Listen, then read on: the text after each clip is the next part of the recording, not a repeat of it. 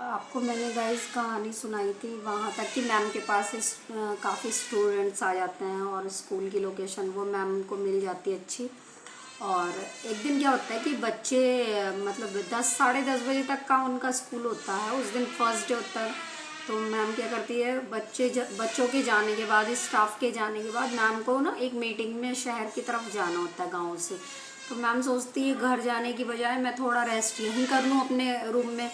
तो मैम का वो होता है ना, स्टाफ रूम होता है जो बनाया हुआ होता है, मैम वहीं पे थोड़ा रेस्ट करने के लिए बैठ जाती है। दिन के 12 बज गए होता है। अब 12 बजे तो आपको पता ही है, रात के हो चाहे दिन के, कुछ ना कुछ इविल स्पिरिट तो रहती हैं। और उस जगह तो वो हॉन्टेड था ही वो घर।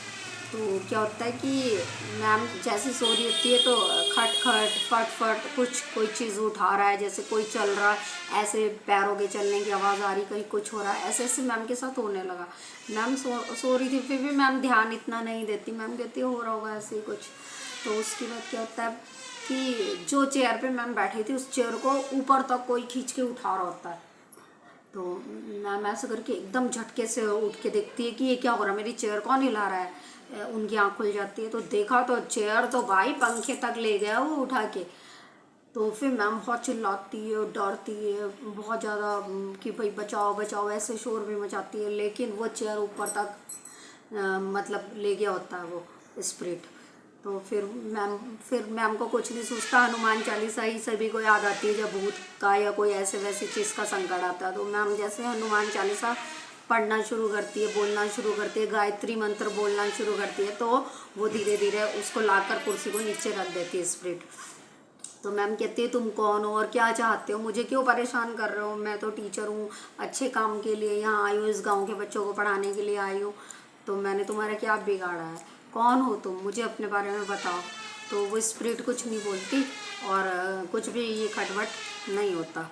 और फिर मैम बहुत घबरा जाती है। फिर मैम जो गांव के प्रधान जी होते हैं ना, उनको कॉल लगाती है। तो वो कहती है प्रधान जी आप तुरंत के तुरंत यहाँ पर स्कूल पर पहुँचो। तो वो कहते हैं मैम क्या बात होगी, आप इतना घबरा क्यों रही हैं, कि नहीं आप आ जाओ जल्दी से। तो वो कहता है ठीक है मैं आता हूँ। फिर प्रधान जी और उनके साथ एक उनका वो होता पीए वगैरह जो भी होता है, उसको साथ लेकर वो जल्दी जल्दी आते हैं मैम के पास स्कूल में। मैम बैठी होती है स्टाफ रूम में, मैम की हवाइयाँ उड़ी हुई होती है, मैम बहुत घबरा रखी होती है, पसीने पसीने मैम घबरा रखी। तो प्रधान जी कहते हैं मैम आपकी तबीयत ठीक है, क्या बात हुई, कुछ गड़बड़ हुई कि दिन में ही मेरे साथ ऐसा हुआ कि मेरी चेयर को बिल्कुल ऊपर आसमान तक छत तक ले गया, वो पंखे तक ले गया, कि यहाँ पर तो कुछ है, भूत भूत का चक्कर है, मुझे सच बताओ ये किसका घर है। तब प्रधान जी बताते हैं कि अपने मैम ये जगह लोग बोलते तो हैं कि यहाँ पे आत्मा आती है, लेकिन मैं ये यकीन नहीं करता था इस चीज़ को, लेकिन अब आपके साथ भी ऐसा घटित हुआ है तो मुझे भी भरोसा हो रहा है। लोग बोलते थे, मैं तो हंस के टाल देता था कि ऐसा कुछ नहीं होता, कोई भूत प्रेत नहीं होते, लेकिन जिसका ये घर है लोगों का कहना था कि यहाँ पे वो हरकत करती है, आत्मा आत्मा रहती है इस घर के अंदर। तो यही बात है मैम। फिर मैम कहती है उसके बारे में मुझे बताओ कौन है। फिर वो बोलता है कि वो एक आदमी था, लेकिन वो बहुत ही गुस्से वाला, किसी का भी भला नहीं करता था, जो जिसका ये घर है। उसकी एक बेटी थी, उसकी पत्नी की डेथ हो जाती है और उसकी एक बेटी होती है, वो उसकी बेटी की तो वो शादी कर देता है और वो विदेश में अपने पति के साथ रहती है। और यहाँ पे वो अकेला रहा करता था और शराब बहुत पीता था। एक दिन शराब के नशे में पता नहीं उसको क्या हुआ, अपने घर पे पड़ा पड़ा, मतलब घर पे ही उसने दम तोड़ दिया, किसी को पता भी नहीं चला क्योंकि कोई उसके साथ रहता ही नहीं था।